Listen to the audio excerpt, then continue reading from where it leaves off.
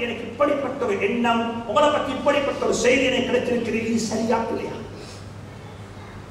இன்ஜாஅத்தும் ஃபாஸிகுன் பினபஇன் ஃபதபையனு, ஒற்றுமையை கட்டியெழுப்பதற்குரிய முக்கியமான ஒன்று தான் கெட்ட எண்ணங்கள், தப்பான எண்ணங்கள், தவறான எண்ணங்களை விட்டு நாங்கள் எங்களை பாதுகாத்துக் கொள்ளும். யாருடைய பத்தியும் தப்பை நடக்கூடாது. மூணாவது அல்லாஹ் சொல்றான், என்ன ஒன்று, எப்ப எண்ணங்கள் பெருகுமோ, எப்ப தப்பெண்ணங்கள் கூடுமோ, இப்ப மூணாவது ஒன்று வரும், வலா தஜஸ்ஸஸூ, துருவி துருவி ஆராயுங்கள். எங்க போறாரு, என்ன வாழ்றாரு, என்ன வாங்குறாரு, யாரோட பேசுறாரு, அவருடைய போனுக்கு வரக்கூடிய கால்ஸ் யார்ட கால் வருகிறது, எஸ்எம்எஸ் எப்படிப்பட்ட எஸ்எம்எஸ் வருகிறது, அவருடைய இமெயில் எப்படிப்பட்ட பாஸ்வேர்டுக்கு ட்ரை பண்ணுவாங்க. அல்லாஹ் சொல்றாங்க, இதெல்லாம் மனிதன் வரக்கூடிய பழக்கம். வலா தஜஸ்ஸஸூ, யாருடைய தவறையும் துருவி துருவி ஆராய வேண்டாம். நீங்க ஒருவருடைய பாவத்தை துருவி துருவி ஆராய ஆரம்பித்தால் அல்லாஹ் எங்கட பார்வைய, எங்கட பாவத்தை துருவி துருவி ஆராயக்கூடிய அல்லாஹ் சாட்டி விடுவான். ஒரு நாளும் செய்யக்கூடாது, ஒரு நாளும் செய்யக்கூடாது. ஒத்தண்ட பாவத்துக்கு பின்னால் போக வேண்டாம். எந்த அளவுக்கு சொல்றேன்னு சொன்னா, இதே குர்ஆன் இந்த அளவுக்கு பேசியிருக்கிறது. தஜஸ்ஸுஸ் செய்யக்கூடாது, ஒருவருடைய பாவத்தை தோண்டக்கூடாது, ஒருவருடைய பாவத்தை பற்றி கலைக்க கூடாது, ஒருவருடைய பாவத்தை பற்றி விமர்சிக்க கூடாது, ஒருவருடைய தவறை பற்றி நாங்க பகிரங்கமாக பப்ளிக்ல பேசக்கூடாது. எந்த அளவுக்கு குர்ஆன் சொல்லுதுன்னு சொன்னா, இது எப்படி சொல்லுவது என்ன மன்னிச்சுக்கோங்க, குர்ஆன் சொல்லக்கூடிய பாணியிலேயே சொல்லுகிறேன். ஒரு ஆணும் ஒரு பெண்ணும், ஒரு ஆணும் ரெண்டு பேர் சேர்ந்து ஜினாவில் ஈடுபட்டாங்க, விபச்சாரம் செஞ்சுட்டாங்க. விபச்சாரம் செஞ்சா அஸ்ஸானியத்து வஸ்ஸானி ஃபஜ்லிது குல்ல வாஹிதின் மின்ஹுமா மிஅத ஜல்தத்தின், இந்த ரெண்டு பேருக்கும் 100 கசையடிகள் அளிக்கப்பட வேண்டும். ஏன் அளிக்கப்பட வேண்டும் அதை பற்றி பேசுவதாக இருந்தால் அதற்கு ஒரு மணித்தியாலம் பேச முடியும். ஜினாவினால் ஏற்படக்கூடிய விளைவுகள் என்ன, ஏன் அல்லாஹ் இப்படிப்பட்ட ஒரு கடுமையான போக்கை ஜினாவுக்கு கடமையாக்கி இருக்கிறார். 100 கசையடி அளிக்கப்பட வேண்டும் என்று சொல்லக்கூடிய ஸ்ட்ராங்கான 100 கசையடி மட்டுமல்ல, அல்லாஹ் 3 கட்டம் அமைச்சிருக்கிறார். 3 கட்டம். விபச்சாரத்தில் ஈடுபட்ட ஆணுக்கும் பெண்ணுக்கும் 100 கசையடி அடிக்கணும். ஒன்று. இரண்டாவது சொல்லுகிறான், ஒரு நாளும் அந்த ரெண்டு பேருடைய விடயத்திலையும் உங்களுடைய உள்ளத்தில் அன்பு வரக்கூடாது. வலா தஅஹுது பிஹிமா ரஹ்பத்துன் ஃபீ தீனில்லாஹ், அல்லாஹ்வுடைய கட்டளையை நிறைவேற்ற விடயத்தில் அந்த ரெண்டு பேருடைய விடயத்திலும் ஒரு நாளும் உங்களுடைய உள்ளத்தில் அன்பு வரக்கூடாது. 100 கசையடியை நீங்க அடித்துத்தான் ஆக வேண்டும். மூணாவது அல்லாஹ் சொல்லுகிறான், வல்யஷஹது அஸாபஹுமா தாயிஃபத்தும் மினல் முஃமினீன், தனிமையில இருட்டில வச்சு ஒரு ஓரத்தில் அடிப்பதல்ல, பகிரங்கமாக அடிக்கப்பட வேண்டும். முஃமின்கள் ஒரு கூட்டம் அதை பார்த்து கொண்டு இருக்கும். இது குர்ஆன், இது சும்மா இல்ல. விபச்சாரம் என்று சொல்லக்கூடியது அந்த அளவுக்கு பெரிய ஒரு பாவம். அந்த பாவத்தினால் உலகத்தில் ஏற்படக்கூடிய விளைவுகள் என்ன என்பதை பற்றி இன்னும் ஒரு சந்தர்ப்பம் கிடைக்கும் என்றிருந்தால் அந்த தலையங்கத்தில் பேசுவோம். இந்த காலத்தில் பேசப்பட வேண்டிய ஒரு தலையங்கம், இந்த காலத்தில் உரையாற்றப்பட வேண்டிய ஒரு தலையங்கம். ஜினா ஏன் உலகத்தில் இவ்வளவு கொடுமையான ஒரு பாவமாக பார்க்கப்படுகிறது? ஜினாவை ஏன் அல்லாஹ் இந்த அளவுக்கு கண்டித்திருக்கிறார்? ஜினாவினால் ஏற்படக்கூடிய விளைவுகள் என்ன? சுப்ஹானல்லாஹ், அந்த விளைவுகளைத்தான் இன்னைக்கு தலாக்காக நாங்கள் பார்க்கிறோம். அந்த விளைவுகளைத்தான் இன்றைக்கு நாங்க கணவனுக்கு மனைவிக்குள்ள பிரச்சனையாக பார்க்கிறோம். அந்த விளைவைத்தான் இன்றைக்கு நாங்க உலகத்தில் அங்கவீனர்கள், குறையான குழந்தைகள் பிறப்பதற்குரிய காரணமாக பார்க்கிறோம். அதனுடைய விளைவுகளைத்தான் இன்றைக்கு உலகத்தில் நோயாக பார்க்கிறோம். அதனுடைய விளைவுகளைத்தான் இன்றைக்கு நாங்க பெற்றோருக்கு கட்டுப்படாத குழந்தைகளாக பார்க்கிறோம். இது அல்லாஹ் சும்மா சொன்ன. இப்ப 3 பேர், 2 பேர் ஜினாவில் ஈடுபட்டாங்க, 3 பேர் கண்டாங்க. 3 பேர். ஆனா முறைக்கு காணோனும் 4 பேர். 4 பேர் கண்டு சாட்சி சொன்னால் தான் இந்த 2 பேருக்கும் ஹத்தடிக்கப்படும். இல்ல கண்டது 3 பேர். உதாரணமா வச்சுக்கோங்க, இந்த 3 பேர் யாரு தெரியுமா? 3 முக்கியமான கண்ணியமான சங்கைக்குரிய பொய் பேசாத, பொய் என்பது அவர்களின் மூலமாக உரைக்கப்படுவது சாத்தியமற்ற 3 பேர் கண்டாங்க. அல்லாஹ் சொல்றான், இந்த 3 பேரை பார்த்து, நீங்க கண்டது உண்மையாக இருக்கேனும் தயவு செஞ்சு வாயப்பட்டோடும்,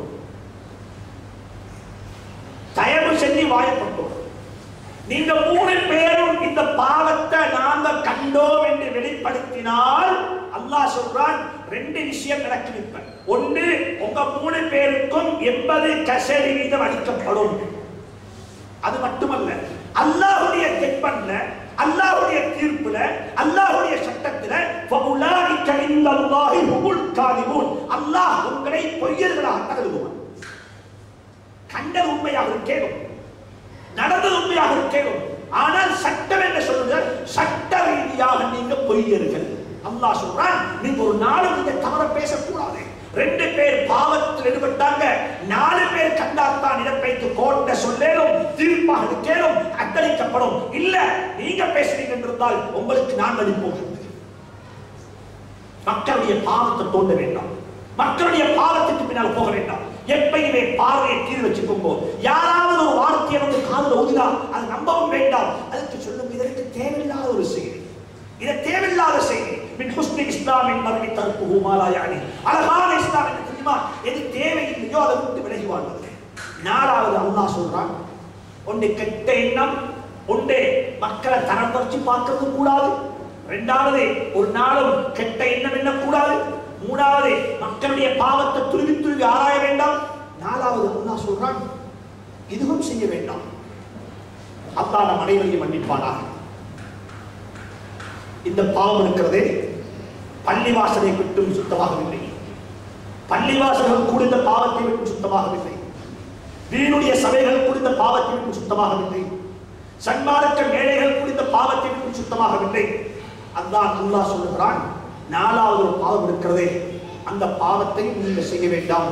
வலா யக்தப் பஅதுக்கும் பஅதா, உங்கள ஒருவருக்கு ஒருவர் இடையில புறம் பேசிக்கொள்ள வேண்டாம், கீபத்து பேசிக்கொள்ள வேண்டாம், ஒருவரை ஒருவர் கழுக வேண்டாம், ஒருவரை ஒருவர் பேச வேண்டாம். நீங்க பேசுவதாக இருந்தால் உங்களை பற்றி பேசுங்கோ, நீங்க பேசுவதாக இருந்தால் உங்களுக்கு முன்னால் உள்ளவரை பற்றி பேசுங்கோ. 3வது ஆள் பற்றி பேச வேண்டாம். நீங்க பேச பேச நடக்கும் எந்த விதமான லாபமும் சமூகத்தில் விட மாட்டாங்க. பிரிவினைகள் தான் குடிக்கொண்டு போகும். பிரிவினைகளுக்கு நீங்க விட்டுறீங்க.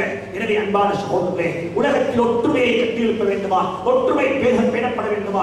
யூனிட்டி வர வேண்டுமா? வித்தியாசமான சிந்தனைகளுக்கு மத்தியில, வித்தியாசமான வேற்றுமைகளுக்கு மத்தியில எப்படி ஒற்றுமையை கட்டியெழுப்ப வேண்டும் சொன்னால், இதுக்குரிய ஒரே ஒரு வழி, நாங்கள் எல்லார பற்றியும் நல்லெண்ணம் எண்ணுவோம், எல்லாருடைய நலவுகளை பார்ப்போம், எல்லாருடைய ஹைகளை பார்ப்போம், யாருடைய கெடுதியும் நாங்கள் பார்க்க மாட்டோம். நலவுக்கு நாங்கள் பொறுப்புதாரி, கெடுதிக்கு நாங்கள் பொறுப்பில்லை. நான் கடைசியாக ஒன்றை மட்டும் சொல்லி முடித்துக் கொள்கிறேன். அன்பான தாய்மார்களே, அன்பான சகோதரர்களே, உங்களோட கதைக்குகிறேன், உங்களை பார்த்து பேசுகிறேன்.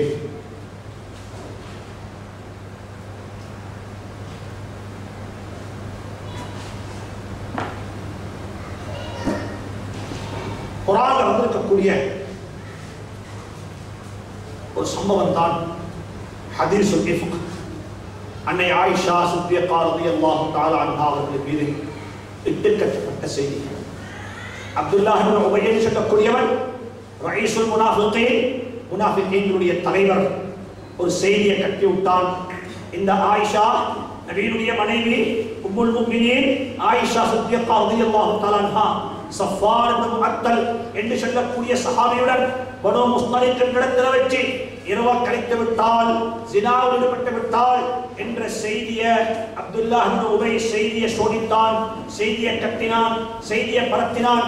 ஆனா இந்த செய்தியை பரத்துறதுக்கு அவன் வாயை துறக்கல்ல, அவன் சில சஹாபாக்களை தான் பாவிச்சான். இந்த உலகத்திலே பேர் யாவச்சுக்கோங்க, வெஸ்டர்ன் உலகம், மேற்கத்திய உலகம் இஸ்லாத்துக்கு எதிராக ஒன்றை சோடிக்கும் என்றிருந்தால் ஒரு நாளும் அவங்கள மீடியாவால சொல்ல மாட்டாங்க. அது சல்மான் ருஷ்டியை போன்ற, தஸ்லீமா நஸ்ரீன் போன்ற மக்களை உருவாக்குவாங்க. அவங்க தான் அதை பேசுவாங்க, அவங்க தான் அதை சொல்லுவாங்க. அல்லாஹ் குர்ஆன்ல இதை சுன்னத்தாக்கி விட்டான். மேற்கத்திய உலகம் இஸ்லாத்துடைய எதிரிகள் ஒன்றை சோடிப்பாங்க, அவங்கள வாயால சொல்ல மாட்டாங்க, அவங்கள மீடியா பேச மாட்டாது, CNN கொட்ட மாட்டாது, BBC பேச மாட்டாது. இதை இஸ்லாமிய மீடியா பேசும், இஸ்லாமிய உலகம் பேசும். இஸ்லாத்துல உள்ள சல்மான் ருஷ்டிகளும் இஸ்லாத்துல உள்ள தஸ்லீமா நஸ்ரீகளும் பேச ஆரம்பிப்பாங்க. இதே போன்று தான் அந்த அப்துல்லாஹ் இப்னு உபை என்று சொல்லக்கூடியவன் ஒரு செய்தியை சோடிச்சு சில சஹாபாக்களுடைய தலையில போட்டான்.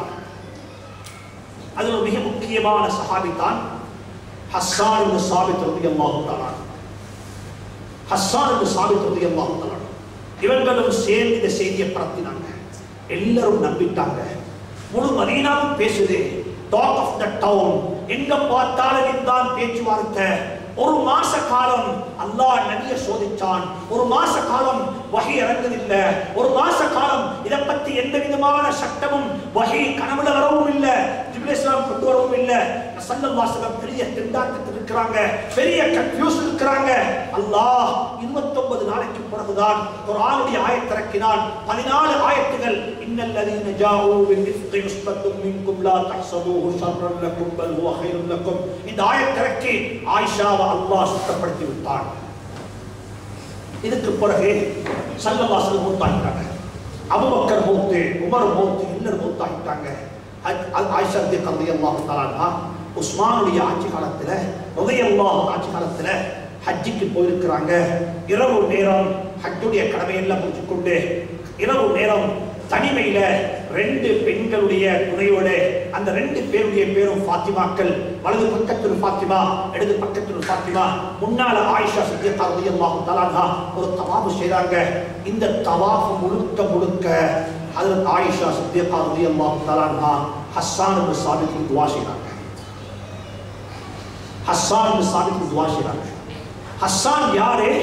அன்றைக்கு இந்த கூடிய சம்பவம் விட்டு கட்டப்பட்ட செய்தி வந்த சந்தர்ப்பத்தில் மேஜர் ரோல் பிளே பண்ணின பிளேயர் இவர் தான் காரணமாக இருந்தார் இந்த செய்தியை பரத்துறதுக்கு. எல்லாருமே நம்பிட்டாங்க. நேரம் விட கொடுக்கல. சுருக்கமாக சுருக்கமாக சொல்கிறேன். குர்ஆனுடைய சூரத்து நூறுடைய 10வது வசனத்திலிருந்து 24வது வசனம் வரைக்கும் உள்ள தஃசீரை பற்றி பாருங்க, படிச்சு பாருங்க. அல்லாஹ் ஆயிஷாவை பற்றி 14 ஆயத்துல சொல்லி காட்டுறான். அல் ஹபீஸாத்து லில் ஹபீஸீன வத்தையிபாத்து லித் தையிபீன வத்தையிபாத்து லித் தையிபூன். அல்லாஹ் குர்ஆன்ல நல்லோர்கள் நல்லோர்களுக்கு, கெட்டோர்கள் கெட்டோர்களுக்கு என்று ஆயத்தை இறக்கி ஆயிஷா அல்லாஹ் சுத்தப்படுத்தினான். அப்படிப்பட்ட ஆயிஷா ஒரு தவாஃப் செய்றா. அந்த தவாஃப்ல முழுக்க முழுக்க இந்த ஹஸ்ஸானுக்கு துஆ செய்றா. அல்லாஹும்ம ஃபிர் லி ஹஸ்ஸான், அல்லாஹும்ம ஃபிர் லி ஹஸ்ஸான், அல்லாஹும்ம ஃபிர் லி ஹஸ்ஸான். தவாஃப் முடிச்சு கொண்டதுக்கு பிறகு அந்த 2 பெண்களுக்கு மாத்திரம், அந்த 2 பெண்களுக்கும் ஷொக்காக இருந்தது. ஆயிஷா பார்த்து கேட்கிறாங்க, ஆயிஷா உம்முல் முஃமினீன், என்ன ஆச்சரியம், இவ்வளவு நேரம் அந்த ஹஸ்ஸானுக்கு துஆ செய்றீங்க, உங்களுக்கு தெரியாதா இந்த ஹஸ்ஸான் உங்களுக்கு செஞ்ச துரோகம் இல்லை, உங்களுக்கு ஞாபகம் இல்லையா? இந்த ஹஸ்ஸான் உங்களோட மானத்தை எப்படி வித்தாரு, உங்களுக்கு எதிராக எப்படி பேசினாரு, உங்களுக்கு எதிராக எப்படி கதைச்சாரு, இது வந்து உங்களுக்கு ஞாபகம் இல்லையா என்று கேட்ட சந்தர்ப்பத்தில் ஆயிஷா சித்திகா ரலியல்லாஹு தஆலா அன்ஹா அழகான ஒரு கதை சொன்னா, அழகான ஒரு பதில் சொன்னா. அந்த 2 பெண்களை பார்த்து மட்டுமல்ல, கியாமத்துடைய நாள் வரும் வரைக்கும் வாழக்கூடிய சமூகத்துக்கு ஒரு புத்தி சொன்னா. அவ சொன்னா, எனக்கு ஹஸ்ஸானை பத்தி 2 விஷயம் தெரியும். ஒன்று தெரியும், ஹஸ்ஸான் என் மானத்துல கைய வச்சு என் மானத்தை ரோட்ல போட்டு வித்தாரு, அது எனக்கு ஞாபகத்தில் இருக்குது. ஆனா இன்னும் ஒன்றும் தெரியும், மக்கத்து காவிரிகள் மக்காவில வச்சு ஒரு சந்தர்ப்பத்துல நபியை பார்த்து சொன்னாங்க, யா முஹம்மத், நீங்க ஒரு ஹராத்துல பிறந்த புள்ள, உங்களுக்கு வாப்ப இல்ல, நீங்க விபச்சாரத்துல பிறந்த புள்ள என்று சொன்ன சந்தர்ப்பத்துல இந்த ஹஸ்ஸான் சஃபாவுடைய மலைக்கு மேலே ஏறி வாழவிட கூர்மையான அந்த வார்த்தைகளை கொண்டு ஒரு பாட்டு படித்து இந்த நபியினுடைய மானத்தை பாதுகாத்து அந்த மக்கத்து காவலர்களுக்கு பதில் சொன்னாரே. ஏண்ட மானத்தை வித்தவரை விடவும் நபியினுடைய மானத்தை பாதுகாத்தவரே என்ற பார்வையில பெருச்சு சொன்னாங்க. ஏண்ட மானத்தை வித்தவரை விடவும் நபியினுடைய மானத்தை பாதுகாத்தவர், நபியினுடைய மானத்துக்கு சவாலாக இருந்தவர், நபியினுடைய மானத்தை பாதுகாத்தவர் என்ற பார்வையில் நல்லவர் என்று சொல்லி ஆயிஷா சித்திகா ரலியல்லாஹு தஆலா அன்ஹா துஆ செஞ்சாங்க. எனவே நாங்க ஒவ்வொருத்தரும் ஒன்றை பார்ப்போம், மனிதனுடைய நலவுகளை பார்ப்போம், மனிதனுடைய ஹைர்களை பார்ப்போம், மக்களை கொண்டு என்ன உண்டாகிறது பார்ப்போம். மனிதனுடைய குறைகளை பார்க்க தேவையில்லை. அவரால் வரக்கூடிய விளைவுகளுக்கு நாம் பொறுப்பில்லை, அவரால் வரக்கூடிய நலவுகளுக்கு நாம் பொறுப்பு. அல்லாஹ் சுப்ஹானஹு வ தஆலா அப்படிப்பட்ட பார்வையையும் அப்படிப்பட்ட சிந்தனா சக்தியையும் அப்படிப்பட்ட வழிகாட்டலையும் அல்லாஹ் எங்களுக்கு தந்து இந்த உலகத்தில் ஐக்கியத்துடனும் ஒற்றுமையுடனும் வாழ்ந்து பிறரை மதித்து பிறருடைய கருத்தை மதித்து பிறரை கண்ணியப்படுத்தி வாழக்கூடிய ஒரு சமூகமாக, ஒரு சொசைட்டியாக, ஒரு குடும்பமாக நம் அனைவரையும் வாழ வைப்பானாக. அல்லாஹ் சுப்ஹானஹு வ தஆலா நம் அனைவருடைய இந்த அமர்வையும் இந்த நிகழ்வையும் பொருந்திக் கொள்வானாக, ஏற்றுக்கொள்வானாக, கபூல் செய்து கொள்வானாக. யாரெல்லாம் இதற்கு காரணமாக இருந்தாங்களோ அவர்களுக்கும் தன்னுடைய குடும்பங்களுக்கும் இங்கே வருகை இருக்கக்கூடிய அனைத்து நல்லோர்களுக்கும் அனைத்து தாய்மார்களுக்கும் அல்லாஹ் சுப்ஹானஹு வ தஆலா மேலான பாக்கியங்களை தந்து மேலான பாக்கியங்களை தந்து நம் அனைவரையும் கண்ணியப்படுத்துவானாக. வஆஹிரு தஅவானா அல்ஹம்துலில்லாஹி ரப்பில் ஆலமீன். வஸ்ஸலாமு அலைக்கும் வரஹ்மத்துல்லாஹி தஆலா வபரகாத்துஹு.